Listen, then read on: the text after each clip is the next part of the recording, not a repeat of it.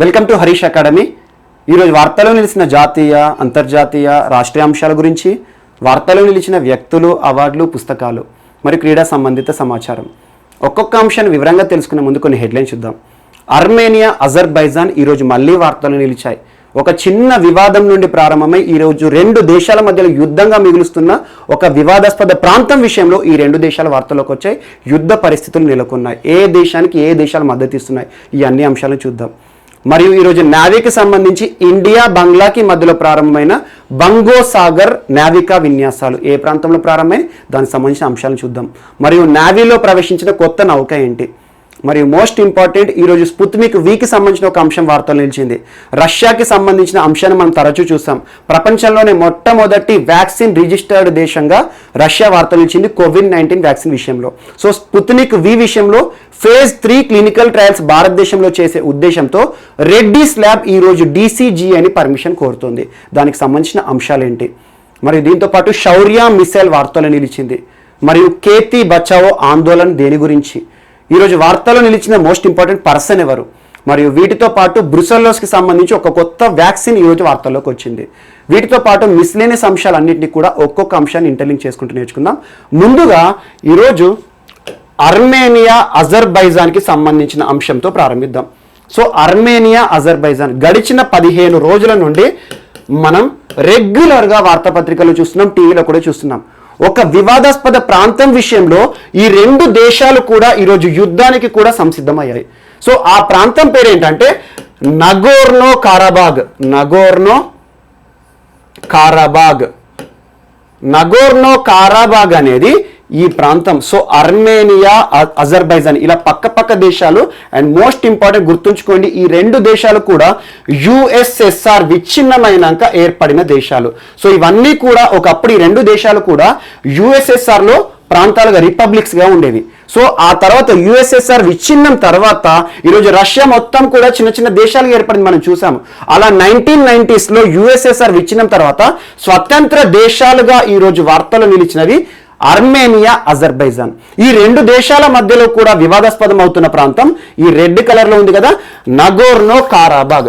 యాక్చువల్గా ఏంటి నగోర్నో కారాబాగ్ అంటే ప్రస్తుతం అజర్బైజాన్ దేశంలో ఉంది నగోర్నో కారాబాగ్. అజర్బైజాన్ దేశంలోనే ఉంది, కానీ ఈ దాదాపు నగోర్నో కారాబాగ్ అనేది చాలా వరకు అటవీ విస్తీర్ణంతో కూడుకొని ఉంది. చాలా వరకు ఖనిజ నిల్వల విషయంలో కానివ్వండి, చాలా వరకు మంచి మినరల్ రిసోర్సెస్లో, మరియు దాదాపు 150,000 మంది జనంతో కూడుకొని ఉన్న నగోర్నో కారాబాగ్లో అత్యధికులు ఈరోజు ఎథ్నిక్ గ్రూప్ అంతా కూడా చాలా వరకు జాతీయులందరూ కూడా ఆర్మేనియా బ్రీడింగ్ వారే. సో ఆర్మేనియా మూలాలు కల వ్యక్తులు ఈరోజు నగోర్నో కారాబాగ్లో ఉన్నారు, కానీ ఉన్న దేశం మాత్రం అజర్బైజాన్. యాక్చువల్గా 1984లో ఈ రెండు దేశాల మధ్యలో కూడా సీజ్ ఫైర్ ఒప్పందం జరిగింది. సీజ్ ఫైర్ ఏంటంటే కాల్పుల ఒప్పందం ఏదైతే ఉంటుందో కాల్పుల విరమణ ఒప్పందం జరిగింది. ఆ తర్వాత దాదాపు 36 సంవత్సరాల తర్వాత సీజ్ ఫైర్ని పక్కన పెట్టేసేసి రెండు దేశాలు కూడా యుద్ధానికి ముందుకు వస్తున్నాయి. దానికి కారణమైన ఏకైక ప్రాంతం నగోర్నో కారాబాగ్. ఈ నగోర్నో కారాబాగ్లో ఉండే జనాలు మాత్రం ఆర్మేనియాకి మద్దతు ఇచ్చేవాళ్ళు. ఇప్పటి వరకు అజర్బైజాన్ దేశంలోనే ఉన్న నగోర్నో కారాబాగ్ యొక్క ప్రత్యేకత ఏంటంటే, మనం ఇటీవల కాలంలో చూసాం, భారతదేశంలో జమ్మూ కాశ్మీర్కి స్వతంత్ర హోదా ఎలా ఉందో, రాజ్యాంగంలో స్వతంత్ర హోదా ఇచ్చాం కదా, ఆర్టికల్ 370. ఈ రోజు మనం రిపీల్ అయిపోయింది, జమ్మూ కాశ్మీర్ అభివృద్ధి కార్యక్రమాలు చూస్తున్నాం. సో భారతదేశంలో ఎలా అయితే జమ్మూ కాశ్మీర్ ఉండేదో అలాగే ఈ రోజున అజర్బైజాన్ దేశంలో నగోర్నో కారాబాగ్ ఉండే, కానీ జమ్మూ కాశ్మీర్ మన భారతదేశంలో ఇంటిగ్రల్ పార్ట్. సో వీళ్ళ విషయంలో ఏంటంటే ఇందులో అత్యధికులు ఆర్మేనియా వాసులు, ఆర్మేనియా మూలాలు కల వ్యక్తులు ఉండడం ద్వారా ఈ ఆర్మేనియా దేశం ఏంటంటే ఫస్ట్ నుండి కూడా నగోర్నో కారాబాగ్ మా ప్రాంతానికి రావాలని గొడవలు పెట్టుకున్నారు. అదే విషయంలో USSR విచ్ఛిన్నం అయ్యేటప్పుడు ఈ రెండు దేశాల మధ్యలో ఎలాంటి గొడవలు రాకూడదని అసలు ఈ ప్రాంతాన్ని అజర్బైజాన్కే కేటాయిస్తూ వీటికి స్వతంత్ర హోదా ఇచ్చింది. స్వతంత్రంగా వాళ్ళకి గవర్నమెంట్ కూడా ఏర్పాటు చేసుకునే అధికారాలు ఇచ్చింది. సో అలాంటి గవర్నర్ ఇచ్చే అధికారాలు ఏవైతే ఉన్నాయో ఈ రోజున వారికి స్వయం ప్రతిపత్తిగా ఉన్నారు. కానీ ఇటీవల కాలంలో కొంతకాలం కిందట ఈ నగోర్నో కారాబాగ్ ప్రాంతస్తులు ఎవరైతే ఉంటారో అధికారులు ఆర్మేనియాకి మద్దతు ఇవ్వడం ప్రారంభించారు. సో దీన్ని అజర్బైజాన్ జీర్ణించుకోవట్లేదు. సో అలాంటి వివాదాల నడుమ ఈ రెండు దేశాల మధ్యలో ఈ నగోర్నో కారాబాగ్ విషయంలో మళ్ళీ చిన్న చర్చలుగా ప్రారంభమై ఈరోజు యుద్ధ వార్తలు నెలకొడింది. ఈ నగోర్నో కారాబాగ్ మాది అంటే మాది అని రెండు దేశాలు కూడా గొడవలు పెట్టుకుంటున్నాయి. జస్ట్ ఎగ్జామినేషన్ ఓరియంటేషన్లో ఇటీవల రెండు దేశాల వార్తలు నిలిచాయి. ఒకప్పుడు అవి ఎందులో భాగంగా ఉండే అంటే యుఎస్ఎస్ఆర్లో ఇంటిగ్రల్ పార్ట్గా ఉండే రిపబ్లిక్స్ ఈ రోజున ప్రత్యేకంగా దేశాలు ఏర్పడే ఆఫ్టర్ యుఎస్ఎస్ఆర్ విచ్ఛిన్నం తర్వాత. అలా ఏర్పడిన దేశాల్లో ఈరోజు వివాదాస్పదమైన ప్రాంతం ఈ రెడ్ కలర్లో ఉంది, నగోర్నో కారాబాగ్. నగోర్నో కారాబాగ్లో ఉండేవారు దాదాపు అర్మేనియా ఎథనిక్ గ్రూప్ వాళ్ళే. సో అందుకు ఆటోమేటిక్గా అర్మేనియాకి మద్దతు ఇస్తారు. కానీ ఈ భౌగోళిక ప్రాంతం సహజ సిద్ధంగా కూడా ఆర్థిక పరంగా కూడా చాలా బెనిఫిట్స్ ఉంది కాబట్టి అజర్బైజాన్ దేశం దీన్ని వదులుకోవడానికి సంసిద్ధంగా లేదు. సో అలాంటి చాలా కారణాల రీత్యా ఈ రెండు దేశాల మధ్యలో కూడా ఈరోజు యుద్ధ వాతావరణం ఉంది. సో వివిధ దేశాలు ఏమంటున్నాయంటే ఈరోజు టర్కీ బహిరంగంగా అజర్బైజాన్కి మద్దతు ఇస్తుంది. కారణం ఏంటంటే టర్కీకి సంబంధించిన భాష కానివ్వండి ఎథనిక్ గ్రూప్స్ ఈరోజు ఎక్కువగా అజర్బైజాన్లో ఉన్నాయి. సో టర్కీ ఏమో అజర్బైజాన్కి మద్దతు ఇస్తుంది. సో రష్యా పరిస్థితి వచ్చేసి ఈ రెండు కూడా యుఎస్ఎస్ఆర్ నుండి ఏర్పడ్డాయి కాబట్టి ఈరోజు రష్యా వచ్చేసి మరి రెండింటికి దేనికి మద్దతు ఇస్తుంది అంటే గడిచిన కొంతకాలంగా చాలా సంవత్సరాల నుండి కూడా రష్యా ఈ రెండు దేశాలతో సత్సంబంధాలు కొనసాగిస్తుంది. కానీ అర్మేనియాకి మద్దతు ఎక్కువగా రష్యా ఇస్తుంది. అదొకటి అంశం. కాకపోతే ఈ రెండు దేశాల మధ్యలో సీజ్ ఫైర్ ఒప్పందాన్ని తీసుకురావాలని చెప్పేసి రష్యా కూడా ముందుకు వస్తుంది. సో అలా సహజ సిద్ధంగా అటవీ వనాల విషయంలో కానివ్వండి, చాలా వరకు బ్యూటిఫుల్ ప్లేసెస్, ఖనిజ పరాలు కానివ్వండి, ఆర్థిక పరంగా కానివ్వండి, అన్ని రకాలుగా అద్భుతమైన ప్రాంతం నగోర్నో కారాబాగ్ విషయంలో ఈ రెండు దేశాల మధ్యలో వివాదం ప్రారంభమై చర్చలతో ముగిసి ఈ రోజు రెండు దేశాల అధ్యక్షులు బహిరంగంగా యుద్ధానికి మేము రెడీ అంటే మేము రెడీ అనే ప్రాంతానికి ఎదిగే పరిస్థితి వచ్చేసింది. సో అలా నగోర్నో కారాబాగ్ అనేది ఏ దేశాల మధ్యలో వివాదాస్పద ప్రాంతం ఈ రోజున వివాదం తీసుకొస్తుంది. యుద్ధ వాతావరణం అంటే భౌగోళికంగా చూస్తే మాత్రం ఇది అజర్బైజాన్లో ఉంది, కానీ స్వతంత్రత గల ఒక ప్రాంతంగా గుర్తించబడింది. ఇది ఒకటి కూడా ఇంపార్టెంట్. అలా 36 సంవత్సరాల కాల్పుల విరమణ ఒప్పందం తర్వాత ఈరోజు మళ్ళీ కాల్పులు ప్రారంభమై ఒక్కొక్క దేశాల క్షిపణులను కూడా ప్రయోగిస్తున్నారు. ఇదొకటి. సో ఇందులో అవుతుంది ఏంటంటే ఈ నగోర్నో కారాబాగ్లో ఉన్న ప్రజలు ఎవరైతే ఉంటారో దాదాపు 150,000 మంది ప్రజలు ఉన్నారు కదా, వారందరూ కూడా ఇక్కడ శాండ్విచ్ అయిపోతున్నారు. శాండ్విచ్ అంటే ఈ రెండు దేశాల మధ్యలో వారి ఎట్టి పరిస్థితుల్లో కూడా వీళ్ళు ఇబ్బంది పడుతున్నారు. సో ఇదొకటి కూడా ఇంపార్టెంట్. సో బేసిక్గా చూడండి, ప్రిలిమ్స్ ఓరియంటేషన్ మెయిన్స్లో దీనికి సంబంధించిన అనాలిసిస్, ఏ దేశం పాత్ర ఏ రకంగా ఉంటుంది, టర్కీ ఏ దేశం మద్దతు ఇస్తుంది, ఎందుకు వారికి కారణాలు, ఎథనిక్ రీజన్స్ ఏమున్నాయి, సో అర్మేనియాకి రష్యా ఏ రకంగా మద్దతు ఇస్తుంది, రెండు దేశాలను బ్యాలెన్స్ చేయడానికి రష్యా అవలంబిస్తున్న సిద్ధాంతం ఏంటి, ఇలాంటి మెయిన్స్లో అడుగుతారు. సో ఇదొకటి మనకు సరిపోతుంది. అండ్ నెక్స్ట్ ఈరోజు ఇండియాకి బంగ్లాదేశ్కి సంబంధించి ఇండియా బంగ్లా మధ్యలో నావికా విన్యాసాలు ప్రారంభమయ్యాయి. నావికా విన్యాసాలు ఇటీవల కాలంలో మనం చాలా చూస్తున్నాం. నావికా విన్యాసాలు సో పసెక్స్ అని చెప్పుకున్నాము, మరియు ఇండియాకి జపాన్కి మధ్యలో ప్రారంభమైన నావికా విన్యాసాలు చూసాము. సో ఈ రోజున ఇండియాకి బంగ్లాకి మధ్యలో ఉత్తర బంగాళాఖాతం ప్రాంతంలో, సో బంగాళాఖాతం బే ఆఫ్ బెంగాల్ ఉంటుంది కదా, నార్త్ బే ఆఫ్ బెంగాల్ ప్రాంతంలో ఈ రెండు దేశాల మధ్యలో బంగో సాగర్ పేరిట నావికా సైనిక విన్యాసాలు జరుగుతున్నాయి. 4th and 5th most important. అలా INBN India Bangladesh carpet exercises వార్తలు నిలిచాయి. సో కోఆర్డినేటెడ్ ప్యాట్రోలింగ్ అన్నట్టు కార్పెట్ అంటే. సో అలా ఇండియా బంగ్లాదేశ్ మధ్యలో ఇటీవల నావికా సైనిక విన్యాసాలు ఏ పేరుతో ప్రారంభమైనాయి, ఏ రోజున ప్రారంభమై, ఇది ఒకటి చూసుకోండి. సో బేసిక్ థింగ్ అడుగుతారు అంతే. ఎందుకంటే ఇటీవల పసెక్స్ ఏ రెండు దేశాల మధ్యలో జరిగింది, జపాన్కి ఇండియాకి మధ్యలో జరిగిన సైనిక విన్యాసాలు, నావికా సైనిక విన్యాసాల పేరేంటి అంటారు, ఏ ప్రాంతంలో జరుగుతున్నాయి, అవన్నీ కూడా చూడండి. అలా బంగో సాగర్ ఈ రోజున వార్తలు ఇచ్చింది. ఇండియాకి బంగ్లాదేశ్ సంబంధించి INBN కార్పెట్ గా వార్తలు ఇచ్చింది.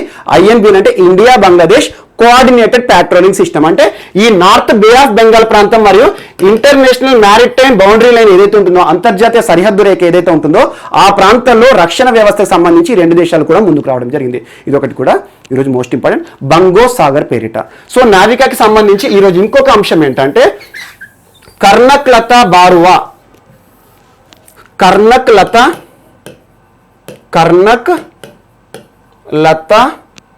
బారువా అనే ఒక కొత్త naval ship, fast patrol vessel అంటారు, fast patrol vessel, 5th fast patrol vessel ఈ రోజు నావికా దళాలలోకి చేయడం జరిగింది. అలా కమిషనింగ్ ఎక్కడ జరిగింది అంటే కోల్కతాలో జరిగింది. కోల్కతా పోర్టులో ఒక కొత్త నావికా నౌకను ఈరోజు నావికా దళంలో చేర్చడం జరిగింది. So Kanaklata Barua ICG Indian coast guard ship అంటారు. అలా 5th కోస్ట్ గార్డ్ షిప్ ఈరోజు ఫాస్ట్ పెట్రోల్ వెజల్ దాని యొక్క సర్వీసెస్ ఇవ్వబోతోంది. సో దీన్ని ఎవరు తయారు చేశారంటే గార్డెన్ రీచ్ ఇంజనీరింగ్ లిమిటెడ్ సంస్థ వారు తయారు చేసిన కర్నక్ లతా బారువా ఈ రోజున ఒక నౌక సైన్యంలో చేరింది, నావికా సైన్యంలో చేరడం జరిగింది. సో ఈరోజు వార్తల్లో నిలిచిన నెక్స్ట్ టాపిక్ వచ్చేసి కల్పనా చావ్లా వ్యోమ నౌక and most important Kalpana Chawla వ్యోమ నౌకను ఎక్కడి నుండి లాంచ్ చేశారు, ఎవరు తయారు చేసిన వ్యోమ నౌకకి కల్పనా చావ్లా గారి పేరు పెట్టారు, ఇలాంటి ప్రశ్నలు అడుగుతారు. మరియు మోస్ట్ ఇంపార్టెంట్ అసలు కల్పనా చావ్లా వ్యోమ నౌక యొక్క ఉపయోగం ఏంటి, ఇలాంటి బిట్స్ అడుగుతారు. సో ఈ శనివారం రోజున సాటర్డే రోజున అమెరికాలోని వర్జీనియా కోస్ట్ ఉంటుంది, వర్జీనియా తీరం అంటాం మనం. వర్జీనియా కోస్ట్కు సంబంధించిన వాలోప్స్ అనే ఒక లాంచింగ్ స్టేషన్, లాంచింగ్ అంటే ఏంటి, రాకెట్ లాంచింగ్ ప్యాడ్ అన్నట్టు. వాలోప్స్ అనే ఒక అంతరిక్ష కేంద్రం నుండి ఒక ప్రైవేట్ సంస్థ తయారు చేసిన వ్యోమ నౌక ప్రయోగం జరిగింది. ఆ ప్రైవేట్ సంస్థ పేరేంటంటే నార్థరాప్ గ్రుమన్ అనే ఒక ప్రైవేట్ సంస్థ. అండ్ మోస్ట్ ఇంపార్టెంట్ ఇటీవల కాలంలో మనం తరచూ చూస్తున్నాం అంతరిక్ష ప్రయోగాల్లో, రోదసి ప్రయోగాల్లో ప్రైవేట్ వారి యొక్క భాగస్వామ్యాన్ని ముఖ్యంగా మే నెలలో ప్రారంభమైంది. స్పేస్ ఎక్స్ సంస్థ ఎలాన్ మస్క్ కీలకమైన వ్యక్తి, మనం తరచూ చూస్తున్నాం. బ్లూంబర్గ్ బిలియనర్స్ ఇండెక్స్ లో కూడా చూసాం. సో ఎలాన్ మస్క్ కి సంబంధించిన స్పేస్ ఎక్స్ సంస్థ 2 వ్యోమగాములను పంపి చరిత్ర సృష్టించింది ఇప్పటి వరకు ప్రపంచంలోనే. ఒక ప్రైవేట్ రాకెట్ ద్వారా మానవ సహిత వ్యోమగాముల ప్రయోగం అని చెప్పేసి అలా 2 పంపించామని చెప్పేసి. సో అప్పటి నుండి ప్రతి దేశం కూడా అంతరిక్ష ప్రయోగాల్లో ప్రైవేట్ వారికి కూడా భాగస్వామ్యం ఇస్తుంది. ఇందులో భాగంగా భారతదేశంలో కూడా మనం చూసాం. ఇన్ స్పేస్ ప్రోగ్రామ్ లో భాగంగా ప్రైవేట్ వారి యొక్క పాత్రను కూడా మనం కోరుకుంటున్నాం. ఈ రోజున అంతరిక్ష ప్రయోగాల్లో మరింత ముందుకు వెళ్ళాలి అనే ప్రయోగంలో అలా ఇన్ స్పేస్ అనే ఒక సంస్థను ఏర్పాటు చేసి ప్రైవేట్ వారి ప్రయోగాలను కూడా మనం ఆహ్వానిస్తున్నాం. అందులో భాగంగా ఇస్రో కూడా ఏం చెప్తోంది, లాంచింగ్ ప్యాడ్ సౌకర్యాల కోసము నెల్లూరులోని శ్రీహరికోట సౌకర్యాలను మీకు ప్రైవేట్ వారికి ఇస్తామని కూడా చెప్పారు. సో ఇలాంటి చాలా అంశాలు ఉంటున్నాయి. సో ప్రస్తుతం role of private sector in space technology కూడా చాలా ఇంపార్టెంట్ ప్రశ్న. సో అలాంటిదే ఈరోజు ఒక ప్రైవేట్ అంతరిక్ష సంస్థ, అంతరిక్ష ప్రయోగాలు చేస్తున్న సంస్థ నార్థరాప్ గ్రుమన్ వారు తయారు చేసిన ఒక వ్యోమ నౌక పేరేంటంటే సిగ్నస్ అనేది అసలైన రాకెట్ పేరు. ఆ సిగ్నస్ పేరును, ఆ వ్యోమనౌక పేరును కాస్త కల్పనా చావ్లా గారి పేరు పెట్టారు. ఎవరు కల్పనా చావ్లా మనకు కొత్తగా పరిచయం అవసరం లేదు. 2003వ సంవత్సరం మనం చూసాము.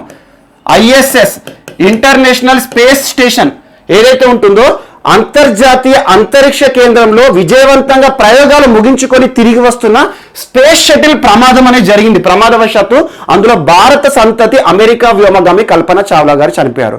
సో తన జ్ఞాపకంగా, తనకి గుర్తుగా ఈ రోజున సిగ్నస్ అనే వ్యోమ నౌక నార్థరాప్ గ్రుమన్ సంస్థ తయారు చేసిన రాకెట్ కి కల్పనా చావ్లా గారి పేరు మీదట లాంచ్ చేయడం జరిగింది. సో అలా ఇటీవల కల్పనా చావ్లా వ్యోమ నౌక ఎక్కడి నుండి లాంచ్ చేశారు, ఎవరు తయారు చేశారు, ప్రైవేట్ సంస్థ తయారు చేసిందా లేకపోతే గవర్నమెంట్ సంబంధించిందని అడుగుతారు. సో ఇది ఎక్కడి నుండి జరిగింది, వర్జీనియా కోస్ట్ నుండి లాంచింగ్ జరిగింది. అసలు ఏంటి ఉపయోగం అంటే, ఈ రాకెట్ ఏం చేస్తుంది, ఈ వ్యోమ నౌక ఏం చేస్తుంది అంటే దాదాపు 3600 కిలోల బరువున్న పేలోడ్స్ ని తీసుకెళ్తుంది. పేలోడ్ అంటే ఏంటి, ఒక రాకెట్ లేదా వ్యోమ నౌకలో తీసుకెళ్లే ఐటమ్స్, శాటిలైట్స్ ఏదైనా సరే మనం అంతరిక్షంలోకి పంపానుకోండి, అది పేలోడ్ అంటాము. అది ఈవెన్ శాటిలైటే కావచ్చు, పదార్థాలే కావచ్చు, ఏదైనా సరే. సో 3600 కిలోల బరువున్న పేలోడ్స్ తీసుకెళ్తుంది. ఆ పేలోడ్ లో ప్రత్యేకత ఏంటంటే, ఒకటి ఆహార పదార్థాలు. ఎవరికి ఆహార పదార్థాలు? ఇప్పుడు ఈ వ్యోమనౌకని ఎక్కడికి పంపించారు? వాలోప్స్ కేంద్రం నుండి ఈ వ్యోమనౌక ఇంటర్నేషనల్ స్పేస్ స్టేషన్ పోతుంది. అంతర్జాతీయ అంతరిక్ష కేంద్రంలో ఆల్రెడీ ప్రయోగాలు చేస్తున్న శాస్త్రవేత్తలు ఎవరైతే ఉంటారో వారికి కావాల్సిన ఆహార పదార్థాలు ఆల్మోస్ట్ 6 ఉన్నారు. ఇప్పుడు అమెరికాకి సంబంధించి కొంతమంది ప్రయోగాలు చేస్తున్నారు. 6 వ్యోమగాములు ఈ రోజున ISS లో ప్రయోగాలు చేస్తున్నారు. ఆ ప్రయోగాలు చేస్తున్న శాస్త్రవేత్తలు ఎవరైతే ఉంటారో వారికి కావాల్సిన ఐటమ్స్ పంపించడం. అందులో మోస్ట్ ఇంపార్టెంట్ ఆహార పదార్థాలు, మాంసము, పప్పులు ఏవైతే ఉంటాయో అవన్నీ పంపిస్తున్నారు. మరియు దాంతోపాటు ముల్లంగి ముల్లంగి. సో ముల్లంగి మోస్ట్ ఇంపార్టెంట్, ముల్లంగి ఒకటే పంపిస్తున్నారు ప్రస్తుతం అయితే. ముల్లంగి విత్తనాలు ఏంటంటే, ఈ ముల్లంగి విత్తనాలు వీళ్ళు పంపిన తర్వాత ఈ శాస్త్రవేత్తలు ఏంటంటే రానున్న కాలంలో విత్ ఇన్ ఈ మంత్ ఎండింగ్ లోపల ఇంకొక వ్యోమగామి కూడా వీరితో జత కొట్టనున్నాడు. అంటే ఏంటంటే 6 ఆల్రెడీ ప్రయోగాలు చేస్తున్నారు కదా, ఇంకొక వ్యోమగామి అంటే 7 ఉన్నారు. సో అలా ఆహార పదార్థాల కొరత ఏర్పడుతుంది. ఇలాంటి ఆహార పదార్థాల కొరత ఏదైతే అంతరిక్ష కేంద్రంలో ఏర్పడుతుందో అక్కడే సమస్యను పరిష్కరించే ఉద్దేశంతో అక్కడ వారు ప్లాంటేషన్ కూడా చేసుకోవాలి, పంట పండించే విధంగా. సో అలా ముల్లంగి విత్తనాలు వాళ్ళు కల్టివేట్ చేయాలి అనే ఉద్దేశంతో ఒక పైలట్ ప్రాజెక్ట్ కింద ఒక శాస్త్రీయంగా చేయబోతున్నారు. అలా 40 మొక్కలను పెంచబోతున్నారు. ఆ 40 మొక్కలు కనుక సక్సెస్ అయ్యనుకోండి, నెక్స్ట్ టైము టమాటో కానీ మిర్చి కానీ ఇలాంటివి కూడా పండిస్తాము అని చెప్పేసి చెప్తున్నారు ఐఎస్ఎస్ శాస్త్రవేత్తలు. ఎందుకంటే రానున్న ప్రయోగాలు మనకు అంగారకునిపై ప్రయోగాలు కానివ్వండి, మూన్ పైన ప్రయోగాలు కానివ్వండి, వీటిపైన మనం వెతికేది జీవరాశికి ఏ రకంగా అనుకూలంగా ఉంటాయి అని చెప్పేసి ప్రయోగాలు చేస్తున్నాం. సో ఇలాంటిది ఇక్కడ సక్సెస్ అయిపోతే ఇక్కడ కూడా నెక్స్ట్ మూన్ పైన కూడా ఇలాంటి ప్రయత్నాలు చేస్తామని చెప్తున్నారు. అలాగా ముల్లంగి విత్తనాలను పంపడం జరిగింది. సో వాటిని అక్కడ పండిస్తారు, పండించిన పంట ఏదైతే ఉంటుందో అక్కడే వాళ్ళు వండుకొని తింటారు అన్నట్టు. అండ్ నెక్స్ట్ ఇంకొక అంశం, దీంతో పాటు నిన్నటి క్లాస్లో మనం చర్చించుకున్నాం ఒకటి, నాసాకి సంబంధించిన అంశం. నాసా మహిళలకి కూడా ఉపయోగపడే రీతిలో ఒక కొత్త రకమైన అధునాతన డిజైన్ తో టాయిలెట్ ని తయారు చేసింది అని చెప్పాను నిన్నటి క్లాస్ లో. దాదాపు $2.3 కోట్ల ఖర్చుతో తయారు చేసిన ఒక అధునాతన టాయిలెట్ యొక్క సౌకర్యాలు ఏంటి అవన్నీ కూడా నిన్నటి క్లాస్ లో చూస్తాం. సో ఆ టాయిలెట్ ని కూడా ఈ రోజు ఈ పేలోడ్ ద్వారా పంపడం జరుగుతుంది. అంటే ఏంటి, ఈ కల్పన చావ్లా వ్యోమ నౌక ద్వారా ఆ టాయిలెట్ ని కూడా ఇందులో పంపిస్తున్నారు. అండ్ వాటితో పాటు 360 degrees క్యాప్చర్ చేసే వర్చువల్ అడ్వాన్స్డ్ కెమెరాస్ ఏంటి, ఆ ఐఎస్ఎస్ స్టేషన్ ఏదైతే ఉంటుందో, అంతర్జాతీయ అంతరిక్ష కేంద్రం ఏదైతే ఉంటుందో ఆ చుట్టుపక్కల వాతావరణాన్ని, అక్కడ జరుగుతున్న పరిస్థితులన్నింటినీ కూడా క్యాప్చర్ చేసే విధంగా అడ్వాన్స్డ్ టెక్నాలజీతో కూడుకున్న కెమెరాస్ ని పంపిస్తున్నారు. అండ్ దాంతో పాటు ఎయిర్ ఛాంబర్స్ ని కూడా పంపిస్తున్నారు. అసలు ఇప్పుడు అక్కడ మెయిన్ ప్రాబ్లమే ఎయిర్ సమస్య. సో అలా గాలితో కూడుకున్న కొన్ని ఛాంబర్స్ ని కూడా పంపిస్తున్నారు. సో ఇలాంటి ప్రయోగం కోసం ఈ రోజు నాంది పలకడం జరిగింది. అలా ప్రైవేట్ సంస్థ పంపించిన ఒక వ్యోమ నౌక పేరు కల్పన చావ్లా గారి పేరు పెట్టడం జరిగింది. సో ఒరిజినల్ పేరు వచ్చేసి సిగ్నస్ వ్యోమ నౌక. ఆ సిగ్నస్ వ్యోమ నౌకకి కల్పన చావ్లా గారి పేరు పెట్టారు. కల్పన చావ్లా భారత సంతతి అమెరికా వ్యోమగామి, చనిపోవడం జరిగింది 2003లో స్పేస్ షటిల్ తిరుగు ప్రయాణంలో. సో తనతో పాటు దాదాపు 7 చనిపోయారు. సో ఇది ఒకటి మోస్ట్ ఇంపార్టెంట్. అండ్ ఈ వ్యోమ నౌకను తయారు చేసిన సంస్థ పేరేంటి అంటారు, నార్థరాప్ గ్రూమన్ అనే సంస్థ. సో వర్జీనియా కోస్ట్ లోని వాలోప్స్ కేంద్రం నుండి లాంచ్ చేయడం జరిగింది. ఇది ఒకటి ఇంపార్టెంట్. సో అలా ఒక రాకెట్ ప్రయోగం అనేది ఈ రోజున చూడడం జరిగింది, ఒక వ్యోమ నౌక ప్రయోగం చేయడం జరిగింది. అండ్ నెక్స్ట్ ఇంకొక అంశము, సో లాంచింగ్ గురించి ఈ రోజు ఇంకొక అంశం ఏంటంటే శౌర్య మిసైల్ వార్తలో నిలిచింది. ఒక హైపర్సోనిక్ క్షిపణి. సోనిక్ అనే పదం ఎక్కడున్నా గుర్తుంచుకోండి, దాన్ని ధ్వని వేగంతో కొలుస్తారు. ధ్వని వేగంతో కంపేర్ చేస్తూ మ్యాక్ నెంబర్ లో కొలుస్తారు. Mach number. సో అలా supersonic, subsonic, hypersonic అని చెప్పేసి. సో అలా ఈ ధ్వని వేగంతో కంపేర్ చేస్తూ ప్రయోగాలను చేసేవి ఏవైతే ఉంటాయో వాటికంటే స్పీడ్గా పోతున్నాయి అని చెప్పేసి ఒక హైపర్ సోనిక్ అనే పదాన్ని వాడడం జరిగింది. ఆల్మోస్ట్ 7.5 మ్యాక్ నెంబర్తో కూడుకున్న ఒక హైపర్ సోనిక్ క్షిపణి ప్రయోగానికి నిన్నటి శనివారం రోజున డిఆర్డిఓ ప్రయోగం చేసింది. Defence research development organisation, defence research. So రక్షణ రంగానికి సంబంధించిన పరిశోధన కేంద్రం ఏదైతే ఉంటుందో డిఆర్డిఓని భారతదేశంలో అన్ని రకాల మిసైల్స్ యొక్క పరీక్ష చేస్తుంది అని మనం తరచూ చూస్తున్నాం. అండ్ గుర్తుంచుకోండి, రాకెట్ ప్రయోగాలు, అంతరిక్ష ప్రయోగాలు అనగానే లాంచింగ్ స్టేషన్ వచ్చేసి నెల్లూరు. గుర్తుంచుకోండి, నెల్లూరు శ్రీహరికోట షార్ కేంద్రం. అదే మిసైల్ కి సంబంధించిన పరీక్షలు అన్నారు అనుకోండి, ఎప్పుడైనా గుర్తుంచుకునేది ఏంటంటే ఒడిశాలోని చాందీపూర్ డిస్టిక్ బాలాసోర్ ప్రాంతంలో ఉన్న Abdul Kalam wheeler island. Abdul Kalam missile man of India అంటాం కదా. సో అతని పేరు మీద ఈ రోజు ఒడిశాలోని అంతరిక్ష కేంద్రం అంటున్నాను, క్షిపణి ప్రయోగ కేంద్రం ఏదైతే ఉంటుందో ఈ క్షిపణి ప్రయోగాలు అన్ని కూడా ఒడిశా నుండి జరుగుతాయి. సో అలా బాలాసోర్ లో శౌర్య అడ్వాన్స్డ్ టెక్నాలజీ మిషన్ ప్రయోగం జరిగింది. ఏంటంటే దీని యొక్క బెనిఫిట్ ఏంటంటే, ఇప్పటి వరకు మనం 2011లో ఒక శౌర్య మిసైల్ లాంచింగ్ చూసాము, 2011 సెప్టెంబర్ మంత్లో. ఆ తర్వాత అందులో చాలా వరకు ఆధునీకరణ చేసేసి న్యూక్లియర్ పేలోడ్స్ ని కూడా తీసుకుపోయే ఉద్దేశంతో సో అణుబాంబులను కూడా తీసుకుపోయే ఒక పేలోడ్ నిర్మాణమే ఈ రోజు శౌర్య మిసైల్, అడ్వాన్స్డ్ శౌర్య మిసైల్. ఈ శౌర్య మిసైల్ ఎంత అంటే దాదాపు 6.2 టన్నుల బరువు ఉంటుంది. ఈ రాకెట్ లాంటి మిసైల్ ప్రయోగం ఉంటుంది కదా, ఈ ప్రయోగం ఏంటంటే సర్ఫేస్ నుండి సర్ఫేస్ ఏంటంటే ఇక్కడ లాంచ్ చేస్తారు. ఎగ్జాంపుల్, దీన్ని ఎక్కడైతే టార్గెట్ ఉంటుందో ఆ టార్గెట్ లో మనం టార్గెట్ చేసిన ప్రాంతం కానీ టార్గెట్ చేసిన వస్తువు కానీ శత్రువులకు సంబంధించిన మనకి యుద్ధ ట్యాంకులు ఉంటాయి కదా, వాటిని బ్లాస్ట్ చేయడం కానివ్వండి, వాటి కేంద్రాన్ని బ్లాస్ట్ చేయడం కానివ్వండి, అలా సర్ఫేస్ నుండి సర్ఫేస్ అంటే ఉపరితలం నుండి ఉపరితలానికి లాంచ్ చేయబడే ఒక మిసైలే ఇది. సో అలా శౌర్య మిసైల్ దాదాపు 6.2 టన్నుల బరువుతో కూడుకొని ఉంటుంది. దాదాపు 10 మీటర్ల పొడవు ఉంటుంది. ఈ మిసైల్ ఏదైతే ఉంటుందో 10 మీటర్ల పొడవు ఉంటుంది. దీని విడ్త్ వచ్చేసి 74 సెంటీమీటర్స్. అండ్ దీని యొక్క పేలోడ్ కెపాసిటీ ఎంత అంటే ఆల్మోస్ట్ 700 నుండి 1000 కేజెస్ తీసుకుపోయే పేలోడ్ కెపాసిటీ దీనికి ఉంటుంది. దీని యొక్క సామర్థ్యం కూడా ఆల్మోస్ట్ 700 నుండి 1000 కిలోమీటర్స్ లో ఉన్న సుదూర లక్ష్యాలను కూడా ఛేదిస్తుంది. సుదూర లక్ష్యాలను కూడా ధ్వంసం చేసే కెపాసిటీ ఉన్న అడ్వాన్స్డ్ న్యూక్లియర్ బేస్డ్ శౌర్య మిసైల్ ని నిన్న డిఆర్డిఓ వారు విజయవంతంగా పరీక్షించడం జరిగింది. సో అలా శౌర్య మిసైల్ కానివ్వండి, ఏదైనా సరే ఇటీవల కాలంలో తరచూ మిసైల్ ప్రయోగాలు జరుగుతున్నాయి. ఈ వీక్ లోనే ఇది 3వ ప్రయోగం.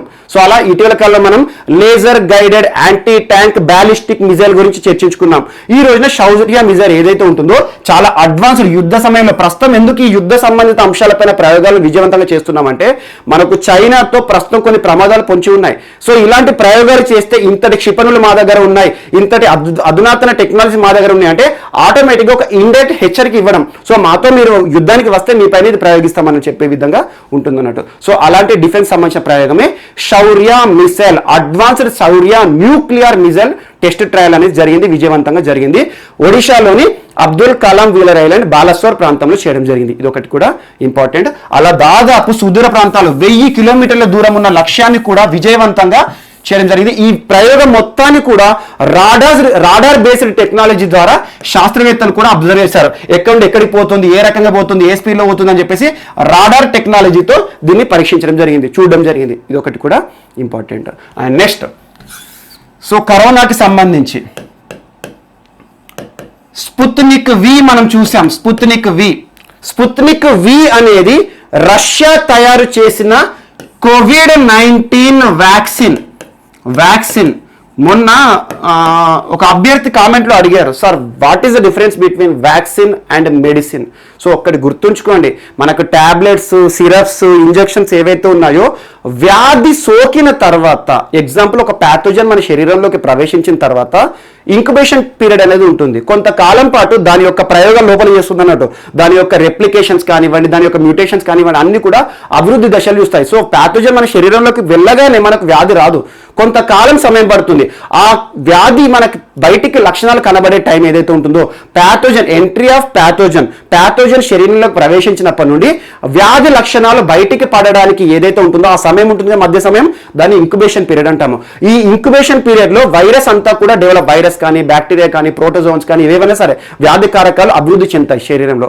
అలా వ్యాధి లక్షణాలు బయటపడ్డ తర్వాత మనం తీసుకునేది మనకు దానికి క్యూరేటివ్ మెడిసిన్స్. క్యూరేటివ్ అంటే తగ్గించడానికి. అదే ఒక వ్యాధి రాకుండా, అసలు ఎట్టి పరిస్థితుల్లో జీవితంలోనే రాకూడదని చెప్పేసి ముందుగానే ఒక మెడిసిన్ తీసుకున్నాం అనుకోండి, దాన్ని వ్యాక్సిన్ అంటాం. ఎగ్జాంపుల్ పోలియో వైరస్ మన చిన్నతనంలోనే ఏదైతే ఉంటుందో మనకు వ్యాధి కారకం కాకూడదని ఒక వ్యాక్సిన్ ని మనం ఓరల్ పోలియో వైరస్ అని, ఇప్పుడు అడ్వాన్స్ గా ఐపీవీ కూడా వస్తున్నాయి. సో అలా వ్యాక్సిన్ తీసుకుంటే ఏమవుతుందంటే ఇక లోపల యాంటీబాడీస్ కానివ్వండి అలాంటివి మనకు ప్యాథోజన్ పైన పోరాడేవి మన శరీరంలో రోగనిరోధక శక్తి డెవలప్ అవుతుంది. అలా వ్యాధి రాకుండా తీసుకునేవి వ్యాక్సిన్స్. వ్యాధి లక్షణాలు బయటపడ్డాక మనం క్యూరేటివ్ మెడిసిన్స్ తీసుకుంటాం, మెడిసిన్స్ అంటాము, టాబ్లెట్స్ అవి ఇవి. సో అన్నింటికి వ్యాక్సిన్స్ లేవు, అన్నింటికి మెడిసిన్స్ కూడా లేవు, ఏదైనా సరే క్యూరేటివ్ గానే ఉంటుంది. ఇది ఒకటి కూడా చూడండి. సో కోవిడ్-19 సంబంధించి వ్యాక్సిన్ ప్రయోగాల్లో ప్రపంచంలోనే మొట్టమొదటి కోవిడ్-19 వ్యాక్సిన్ రిజిస్టర్ చేసిన దేశంగా రష్యా నిలిచింది. మనం చూసాము రష్యా. సో రష్యాకి సంబంధించి ప్రపంచ దేశాలు కూడా విమర్శలు ఏంటంటే అసలు క్లినికల్ ట్రయల్సే జరపకుండా ఎలా వ్యాక్సిన్ ని ప్రయోగిస్తారు, ఏ రకంగా రష్యా ప్రపంచంలోనే మొట్టమొదటి దేశంగా వార్తలు నిలిచింది అని చెప్పేసి చాలా దేశాలు, అమెరికా, బ్రిటన్ దేశాలు కూడా రష్యాని ప్రశ్నిస్తున్నాయి. సో ఇలాంటి పరిస్థితుల్లో మళ్ళీ క్లినికల్ ట్రయల్స్ కూడా ప్రారంభించారు. అంతకుముందు మనం చూసాం స్పుత్నిక్ వి, గమేలియా ఇన్స్టిట్యూట్ అని చెప్పాను, Gamaleya institute of epidemiology and microbiology రష్యాకి సంబంధించిన సంస్థ స్పుత్నిక్ వి వ్యాక్సిన్ ని తయారు చేశాయి. ఆ తర్వాత రష్యా అధ్యక్షుడు పుతిన్ తన చిన్న కుమార్తెకు వ్యాక్సిన్ ఇచ్చారని చెప్పేసి ఇవన్నీ మనం చూసాం. సో దానికి సంబంధించి ఫేజ్ 3 క్లినికల్ ట్రయల్స్ సంబంధించి ఈరోజు భారతదేశంలో ఒక సంస్థ వార్తలో నిలిచింది, Reddy's laboratories. So Reddy's lab భారతదేశంలో most important. So Reddy's lab ఈరోజు రష్యాతో ఒప్పందం చేసుకుంది. రెడ్డీస్ ల్యాబ్ భారతదేశంలో pharmaceutical company, famous company Reddy's lab. Russian direct investment fund, Russian direct investment fund RDIF సంస్థతో రెడ్డీస్ ల్యాబ్ ఒక ఒప్పందం చేసుకుంది. ఆ ఒప్పందం ఉద్దేశం ఏంటంటే ఫస్ట్ రెడ్డీస్ ల్యాబ్ భారతదేశంలో వ్యాక్సిన్ ప్రయోగాల కోసమైనా మెడిసిన్ ప్రయోగాలకైనా ఒక్కటి గుర్తుంచుకోండి, భారతదేశంలో కొత్త రకమైన వ్యాక్సిన్ అయినా ప్రయోగాలు చేసిన తర్వాత, ముఖ్యంగా దాన్ని తయారు చేసిన తర్వాత, లేదా కొత్త రకమైన మెడిసిన్ అయిన ఇటీవల కాలంలో ఫావిపిరావిర్, ఇటోలిజిమాబ్, రెమ్డెసివిర్, డెక్సామిథాజోన్ ఇటువంటి మనం చాలా చూస్తున్నాం.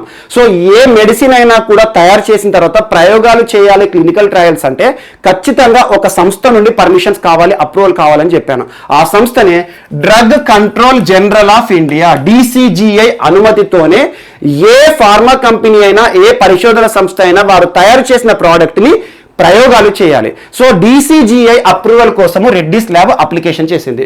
సో DCGI అనుమతి పొందిన తర్వాత రష్యాకు సంబంధించిన స్పుత్నిక్ 3 వ్యాక్సిన్ ఏదైతే ఉంటుందో భారతదేశంలో ప్రయోగాలు చేసే ఉద్దేశంతో, మోస్ట్ ఇంపార్టెంట్, ఎందుకంటే ప్రపంచంలోనే మొట్టమొదటి వ్యాక్సిన్ అని చెప్పుకుంటారు కదా, అలాంటి వ్యాక్సిన్ భారతదేశంలో ఈరోజు వాలంటీర్ల పైన ప్రయోగం కోసము రెడ్డీస్ ల్యాబ్ వారితో ఒప్పందం కుదుర్చుకుంది. సో రెడ్డీస్ ల్యాబ్ కి ఈ రోజున DCGI నుండి అప్రూవల్ రావాలి. ఎందుకంటే DCGI without DCGI approval they can not do anything, అంటే వారు ఎలాంటి ప్రయోగాలు కూడా ఇండియాలో చేయకూడదు. సో అప్రూవల్ కోసం వేచి ఉంది. ఒకవేళ అప్రూవల్ కనుక పొందినట్లయితే 10 కోట్ల శాంపుల్ వ్యాక్సిన్ శాంపిల్స్ ని భారతదేశానికి ఈ గమేలియా ఇన్స్టిట్యూట్ వారు పంపిస్తారు. సో అలా ఇన్స్టిట్యూట్ కి సంబంధించి ఈరోజు వ్యాక్సిన్ సంబంధించి ఒక వార్త మనకి వార్తలు నిలిచింది. ఇది ఒకటి కూడా ఇంపార్టెంట్.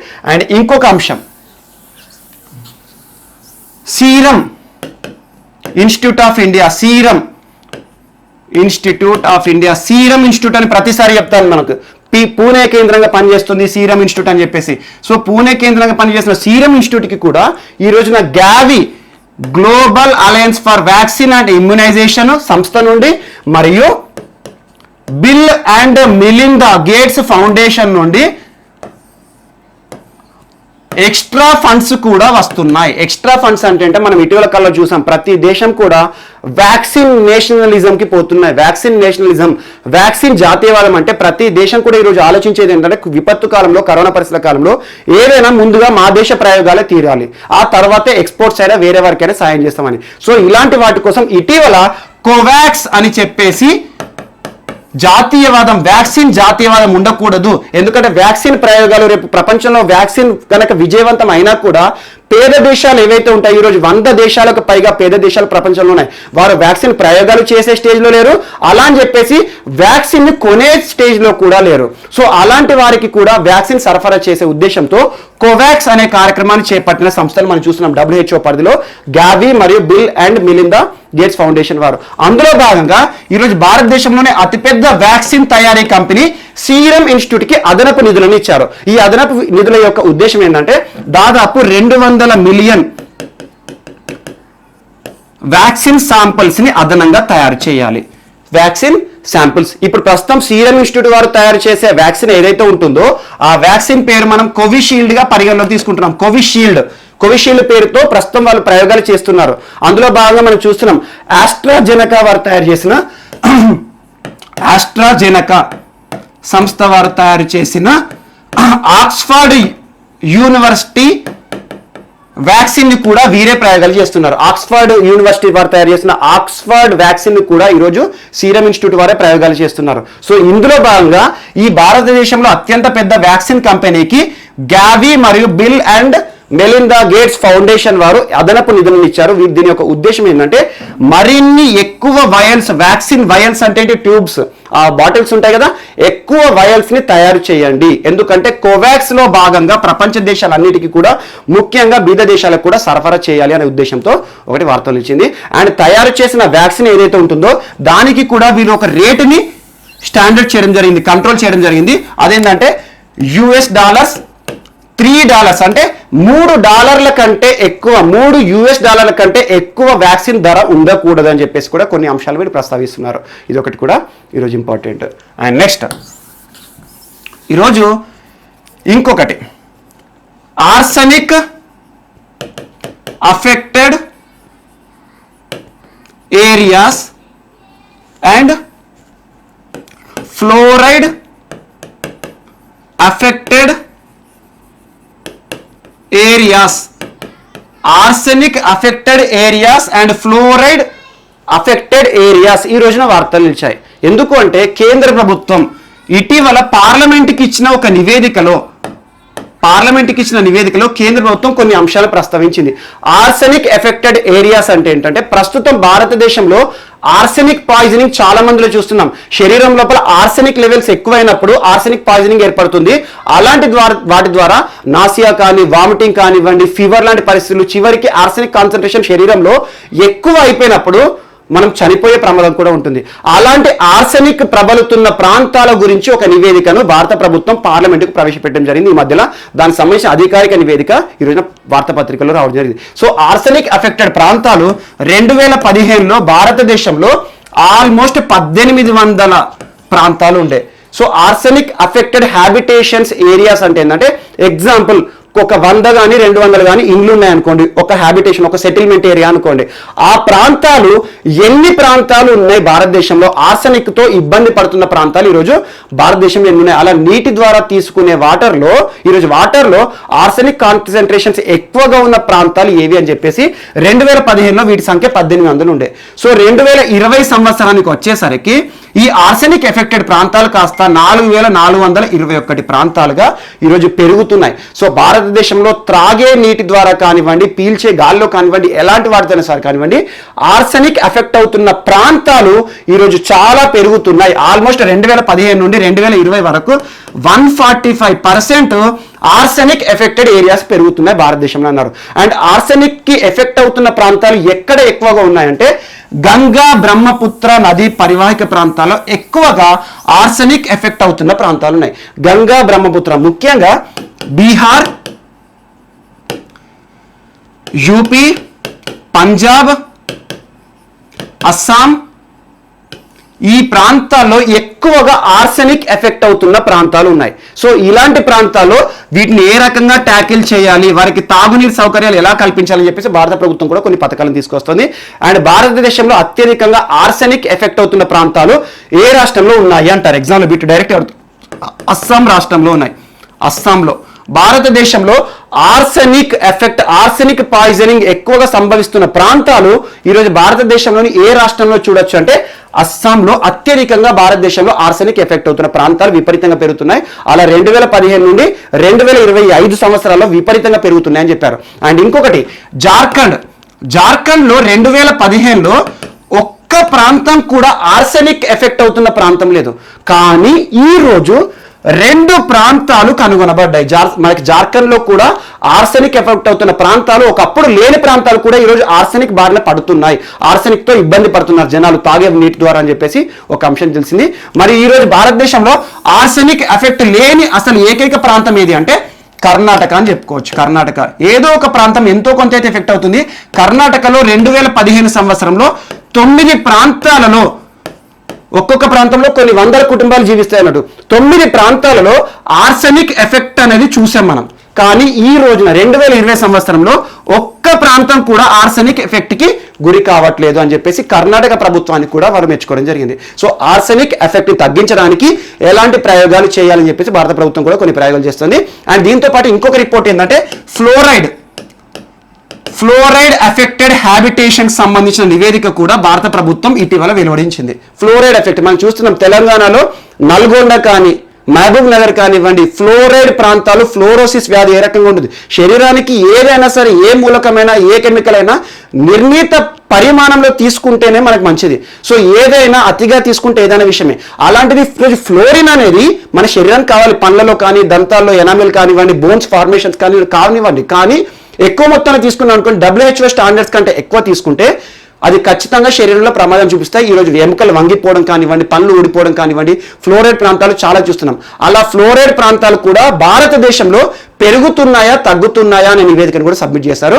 అందులో మోస్ట్ ఇంపార్టెంట్ 2015లో ఫ్లోరైడ్ ఎఫెక్టెడ్ హ్యాబిటేషన్స్ 12,757 ప్రాంతాలు భారతదేశంలో ఫ్లోరైడ్ కి ఎఫెక్ట్ అవుతున్న ప్రాంతాలు ఉన్నాయి. మరి 2020కి వచ్చేసరికి ఇది 5,452 ప్రాంతాలుగా మిగిలిపోయింది. అంటే ఆల్మోస్ట్ 12,000 నుండి 5,000. అంటే ఇప్పుడు మనకు అర్థమైంది ఫ్లోరైడ్ అఫెక్టెడ్ ప్రాంతాలేమో తగ్గుతున్నాయి. మంచి అవకాశం ఉంది. ఎందుకంటే ఫ్లోరైడ్ అఫెక్టెడ్ ప్రాంతాలు తీసేయాలి, మొత్తానికి జీరో చేసేయాలి. ఎందుకంటే ఈరోజు ఫ్లోరైడ్ కాన్సన్ట్రేషన్ ఎక్కువయ్యి ఫ్లోరోసిస్ బారిన పడితే అదొక సోషల్ కారణం అవుతుంది, ఒక సోషల్ ప్రాబ్లం అవుతుంది, సామాజిక సమస్య చాలా ఉంటాయి. సో ఇలాంటి అంశాలను ఈరోజు అరికట్టగలుగుతున్నాము అని చెప్పేసి కూడా ఒక అంశాన్ని నివేదించారు. సో ఆర్సెనిక్ ఎఫెక్టెడ్ ప్రాంతాలకు సంబంధించి మరి ఫ్లోరైడ్ ఎఫెక్టెడ్ ప్రాంతాల గురించి ఈ రోజు ఒక నివేదిక వార్తలు ఇచ్చింది.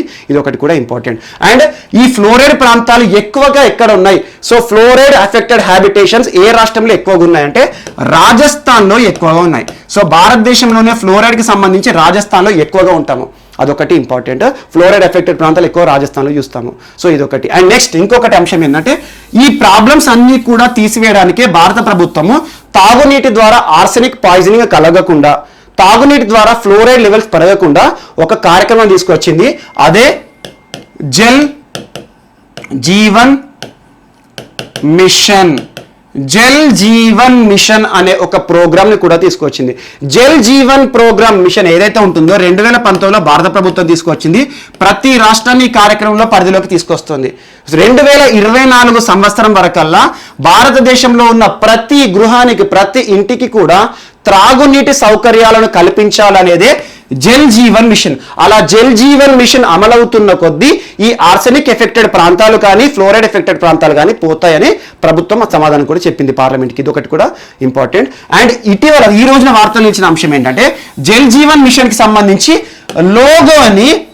కొత్త లోగోని ప్రధాని నరేంద్ర మోడీ గారు లాంచ్ చేయడం జరిగింది. So Jal Jeevan mission logo launching కార్యక్రమం కూడా ఈరోజు చూడడం జరిగింది. అండ్ ఇంకోటి ఏంటంటే మార్గదర్శిక అని చెప్పేసి ప్రతి గ్రామ పంచాయతీలో జల్ జీవన్ మిషన్ అసలు ఎలా అమలు చేయాలి, ఏ రకంగా నీటి సౌకర్యాలు కల్పించాలి, ఏ రకంగా ట్యాప్ కనెక్షన్స్ ఇవ్వాలని చెప్పేసి కొన్ని మార్గదర్శకాలను కూడా రిలీజ్ చేయడం జరిగింది. ఇది ఒకటి కూడా ఈరోజు ఇంపార్టెంట్. సో ఆర్సెనిక్ ఎఫెక్టెడ్ ప్రాంతాలు, ఎందుకంటే సైన్స్లో వస్తాయి మనకి ఆర్సెనిక్ ఎఫెక్టెడ్ ప్రాంతాలు ఏ రకంగా ఉంటాయి, ఆర్సెనిక్ ఎఫెక్ట్ కలిగితే శరీరంలో పాయిజనింగ్ ఏ రకంగా ఏర్పడుతుంది, ఇలాంటి అడుగుతారు.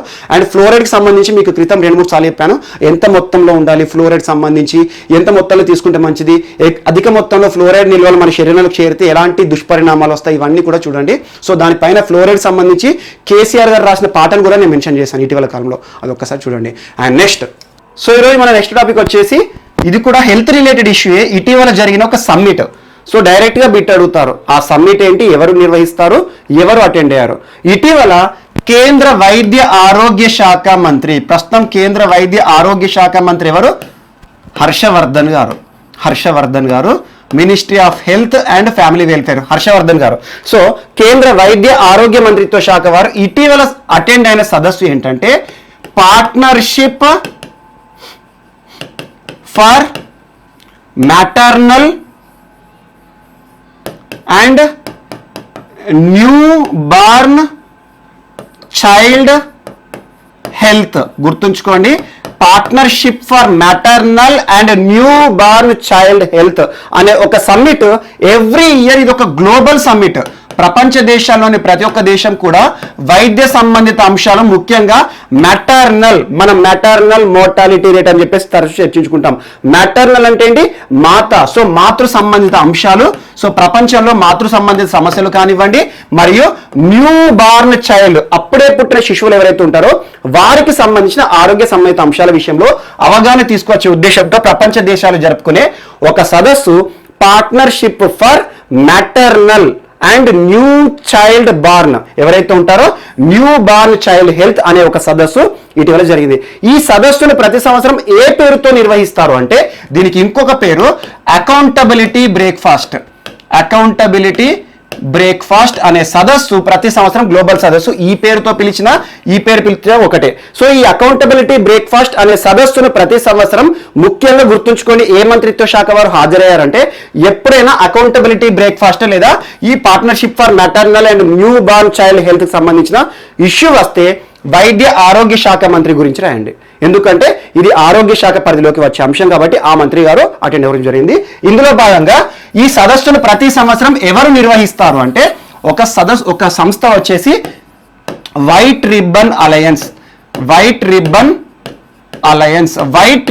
అలయన్స్ అనేది ప్రపంచవ్యాప్తంగా కూడా ఆరోగ్య సంబంధిత అంశాలు వైద్యపరమైన సమస్యల పట్ల కొన్ని అవగాహన తీసుకోవడానికి చాలా కార్యక్రమాలు ముందుకు తీసుకొస్తుంది. ఈ వైట్ రిబ్బన్ అలయన్స్ అనేది WHO పరిధిలో పనిచేస్తుంది. WHO world health organisation Geneva head quarter గా పనిచేసే సంస్థ ఏదైతే ఉంటుందో ఆ WHO పరిధిలో వాళ్ళ నామ్స్ ఆధారంగా ఈ రోజున వైట్ రిబ్బన్ అలయన్స్ అనే ఒక సంస్థ ఉంటుంది. సో ఈ అలయన్స్ అంటే ఆటోమేటిక్ ఏంటి కూటమి. సో ప్రపంచ దేశాల కూటమి వైట్ రిబ్బన్ అలయన్స్. ఈ సంస్థ మరియు ఇంకొక సంస్థ కలిసి సంయుక్తంగా అకౌంటబిలిటీ బ్రేక్ఫాస్ట్ అనే సదస్సును ప్రతి సంవత్సరం నిర్వహిస్తాయి. ఆ ఇంకొక సంస్థ ఏంటంటే every women and every child అనే ఒక సంస్థ.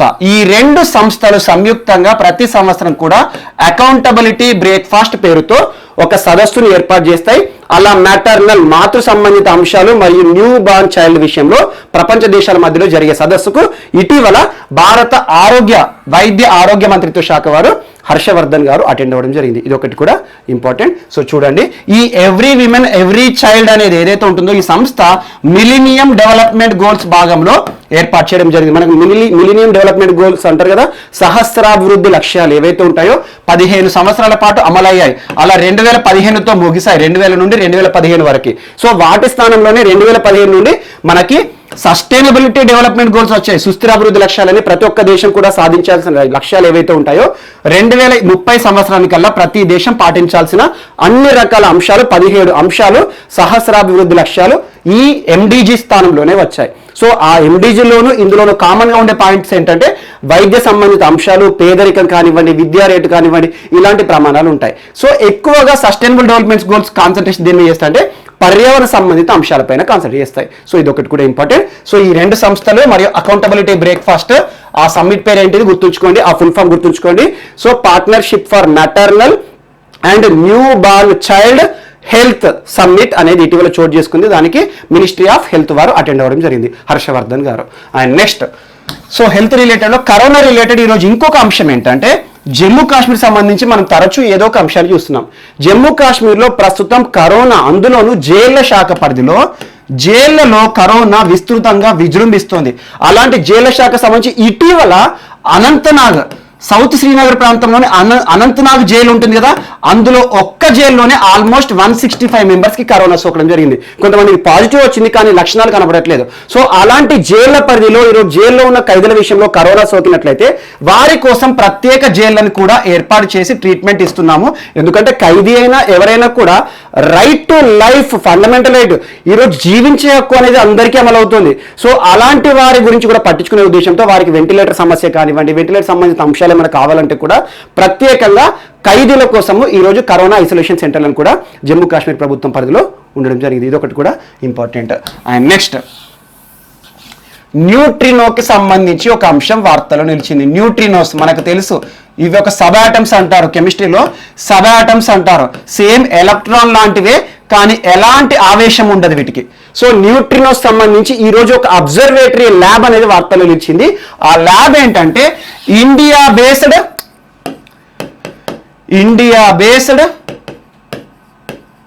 న్యూట్రినో అబ్జర్వేటరీ, INO అంటారు. ఈ ల్యాబ్ ఎక్కడ ఏర్పాటు చేయబడింది, ఎవరు ఏర్పాటు చేశారు అంటారు. ఇండియా బేస్డ్ INO అంటే India neutrino observatory. So neutrinos అనేవి విశ్వంలో మన యూనివర్సిటీలో విస్తృతంగా ఉంటాయి. ఈ న్యూట్రియోస్ పైన పరిశోధన చేయడానికి న్యూట్రినో సంబంధిత అంశాలకు సంబంధించి మరింత అధునాతన పద్ధతిలో పరీక్షలు చేసే ఉద్దేశంతో ఈ రోజు ఒక ల్యాబ్ ఫెసిలిటీ వార్తలోకి వచ్చింది. అది ఎక్కడ అంటే తమిళనాడు రాష్ట్రానికి సంబంధించిన అంశం. తమిళనాడు. సో తమిళనాడులోని సౌత్ బోడీ హిల్స్ ప్రాంతంలో, సౌత్ అండ్ వెస్ట్ ప్రాంతంలో ఉంటుంది. బోడీ హిల్స్ ప్రాంతంలో తేని అనే డిస్టిక్ లో ఏర్పాటు చేయడం జరిగింది. తేని అనే డిస్టిక్. తేని అనేది తమిళనాడులోని ఒక జిల్లా. బోడీ హిల్స్ ఉండే ప్రాంతంలో ఈరోజు ఇండియా బేస్డ్ న్యూట్రినో అబ్జర్వేటరీ అనే ఒక ల్యాబ్ ను ఏర్పాటు చేయడం జరిగింది. అలా విశ్వంలో విస్తృతంగా ఉండే సబాటమ్స్ పైన పరిశోధనలు మరింత సులభతరం చేసే ఉద్దేశంతో మరింత అధునాతన సౌకర్యాలతో ఈ రోజున ఒక ల్యాబ్ వార్త నిలిచింది. ఈ ఇండియా న్యూట్రినో అబ్జర్వేటరీని ఎవరు ఏర్పాటు చేశారు అంటారు. ఆ సంస్థలు ఏంటంటే department of atomic energy, department of atomic energy and department of science and technology సంస్థలు సంయుక్తంగా ఏర్పాటు చేసిన ల్యాబొరేటరీ ఈ రోజున వార్తలు నిలిచింది. ఇదొకటి కూడా ఇంపార్టెంట్. అండ్ నెక్స్ట్, సో ఈరోజు వార్తలు నిలిచిన కొన్ని అంశాలు ఏంటంటే ముఖ్యంగా ఇటీవల వార్తలు నిలిచిన ఒక సంస్థ తెలంగాణకి సంబంధించి, కానీ చాలా వరకు కూడా స్వదేశీ ఆందోళనలో చురుకుగా పనిచేస్తున్న ఒక సంస్థ. అదేంటంటే Gramodyog chamber of commerce and technology, GCAT అంటారు. Gramodyog chamber of commerce and technology సంస్థ ఇప్పటి వరకు వీరు గ్రామీణ ప్రాంతాలకు సంబంధించి కాని సమస్యలపైన కానివ్వండి చాలా వరకు ఆందోళన నిర్వహిస్తున్నారు. చాలా వరకు అవేర్నెస్ క్యాంపెయిన్స్ క్రియేట్ చేస్తున్నారు. జీక్యాట్ పరిధిలో ఒక వర్చువల్ సదస్సు జరిగింది. ఈ వర్చువల్ సదస్సు 3 రోజుల పాటు ఇప్పుడు జరుగుతోంది. Saturday, Sunday, Monday. ఈ వర్చువల్ సదస్సులో ప్రారంభోత్సవంలో తెలంగాణ రాష్ట్ర గవర్నర్ తమిళిసై సౌందర్యరాజన్ గారు పార్టిసిపేట్ అవ్వారు. సో ప్రస్తుతం స్వదేశీ విధానంలో ఉత్పత్తి చేసిన వస్తువులపైన అవగాహన కార్యక్రమాల గురించి ప్రస్తావించడం జరిగింది. ఎందుకంటే ప్రస్తుతం చైనాకి సంబంధించిన యాప్లపైన నిషేధము, మరియు చాలా వరకు కూడా వస్తువులను కూడా ఈరోజు యాప్లైనా ప్రాసెసర్స్ అయినా ఏవైనా కూడా స్వదేశీ పరిజ్ఞానంతో, రక్షణ సంబంధిత అంశాలు కూడా స్వదేశీ పరిజ్ఞానంతో తీసుకురావాలి. ఏదైనా కూడా మన పరిజ్ఞానం, మన స్వదేశీ పరిజ్ఞానం మన అవసరాలను తీర్చే ఉద్దేశంతో ఉండాలని చెప్పేసి స్వదేశీ ఆందోళన ఉద్యమంలో చురుకుగా పనిచేస్తున్న ఈ సంస్థ గురించి కూడా కొన్ని అంశాలు ప్రస్తావించారు. సో ఈ సంస్థ గుర్తుంచుకొని 3 రోజుల పాటు వర్చువల్ సమ్మిట్ ఒకటి జరుగుతుంది, స్వదేశీ ఆందోళన్ అనే ఇతివృత్తం ఆధారంగా. ఇదొకటి కూడా important. And next, so Hyderabad సంబంధించి ఈ వర్చువల్ సదస్సు ఈరోజు హైదరాబాద్ సంబంధించి ఇంకొక అంశం ఏంటంటే అక్టోబర్ 2వ తేదీ నుండి అక్టోబర్ 10వ తేదీ వరకు ఎడ్యుకేషన్ యుఎస్ఏ సంస్థ పరిధిలో అమెరికాలో విద్యా వ్యవస్థకు సంబంధించి, విద్యకు సంబంధించిన అంశాలపైన ఔత్సాహిక యువత ఉంటారు కదా, ఈరోజు అమెరికాకు వెళ్ళేసి ఎంఎస్ చదవాలి వారు అనుకుంటారు కదా, వారికి సంబంధించి ఎలాంటి అవగాహన ఉండాలి, అక్కడ ఉండే విద్యా సంస్థలు ఏంటి, అక్కడ ప్రమాణాలు ఏంటి, అక్కడ ఇచ్చే సబ్జెక్ట్స్ ఏంటి, ఏ రకమైన జాబ్ ఆపర్చునిటీస్ ఉంటాయి, అలా అమెరికా విద్యా వ్యవస్థ, విద్యా సంస్థలకు సంబంధించి ఒక వర్చువల్ కార్యక్రమాన్ని నిర్వహిస్తున్నారు. ప్రస్తుతం అమల్లో ఉంది, అక్టోబర్ 10th వరకు నడుస్తూ ఉంది. సో దీన్ని ఎవరు నిర్వహిస్తున్నారు వర్చువల్ గా? హైదరాబాద్ కేంద్రంగా. అంటే ఎడ్యుకేషన్ యుఎస్ఏ సంస్థ పరిధిలో 2 సంస్థలు, ఒకటి యుఎస్ ఎంబసీ అండ్ యుఎస్ కార్యాలయం ఏదైతే ఉంటుందో యుఎస్ ఎంబసీ మరియు ఎడ్యుకేషన్ యుఎస్ఏ సంస్థ, వీరి పరిధిలో అమెరికాకి సంబంధించిన కీలకమైన సంస్థలు ఏవైతే ఉంటాయో 100కు పైగా ప్రసిద్ధ విశ్వవిద్యాలయాలన్నీ కూడా ఇందులో వర్చువల్ విధానంలో స్టూడెంట్స్ కి డౌట్స్ క్లారిఫై చేస్తున్నారు. ఇదొకటి కూడా ఇంపార్టెంట్. సో ఎడ్యుకేషన్ యుఎస్ఏ సంస్థ పరిధిలో ఇటీవల ఏ అంశం అనేది వార్తలు నిలిచింది అంటారు. ఇది కూడా ఒకటి వర్చువల్ సమ్మిట్. అలా ఔత్సాహిక యువతకు సంబంధించి అమెరికా ఎడ్యుకేషన్ సిస్టమ్ పైన అవగాహన తీసుకొచ్చే ఉద్దేశంతో ఒకటి వార్తలు నిలిచింది. ఇది ఒకటి కూడా చూడండి. సో ఎడ్యుకేషన్ రిలేటెడ్ ఇంకొక అంశం ఏంటి ఈ రోజు అంటే ఇటీవల కాలంలో మనం చూసాము నేషనల్ ఎడ్యుకేషన్ పాలసీ, జాతీయ విద్యా విధానం ఏదైతే ఉంటుందో 1986 తర్వాత ఈ సంవత్సరం తీసుకురాబడింది అని చెప్పాను. సో అలాంటి నూతన విద్యా విధానానికి సంబంధించి కొత్త విద్యా విధానము చాలా మార్పులను తీసుకొచ్చింది. ఇప్పుడు విద్యా విధానంలో చాలా సంస్కరణలు వస్తున్నాయి. అలాంటి సంస్కరణలో భాగంగా బ్యాగ్లెస్ విధానానికి సంబంధించి కొన్ని విధి విధానాలను కేంద్ర విద్యాశాఖ మంత్రి గారు ప్రకటించారు. ప్రస్తుతం Ramesh Pokhriyal Nishank, ministry of HRD ఉండే కదా, మినిస్ట్రీ ఆఫ్ హెచ్ఆర్డి అంటే హ్యూమన్ రిసోర్సెస్ డెవలప్మెంట్, మానవాభివృద్ధి మంత్రిత్వ శాఖ ఏదైతే ఉండేనో ఇప్పుడు కొత్తగా విద్యాశాఖ మంత్రిగా మారింది అని చెప్పాము. సో ప్రస్తుతం విద్యాశాఖ మంత్రి ఎవరు? కేంద్ర విద్యాశాఖ మంత్రి రమేష్ నిశాంక్ పోఖ్రియాల్ గారు బ్యాగ్లెస్ విధానానికి సంబంధించి కొన్ని అంశాలు ప్రస్తావించారు. 6 నుండి 8వ తరగతి వారు ఎవరైతే ఉంటారో కొత్త విద్యా విధానం ప్రకారము వారికి కొన్ని రోజుల పాటు ఇంటర్న్షిప్ కార్యక్రమం కూడా ఉంటుంది.